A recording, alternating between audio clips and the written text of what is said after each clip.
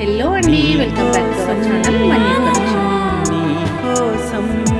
ఇదైతేనండి ఎప్పుడు లేని ఆలోచనలు ఇప్పుడే కలిగెను ఎందుకునాలు నీ కోసం నీ కోసం.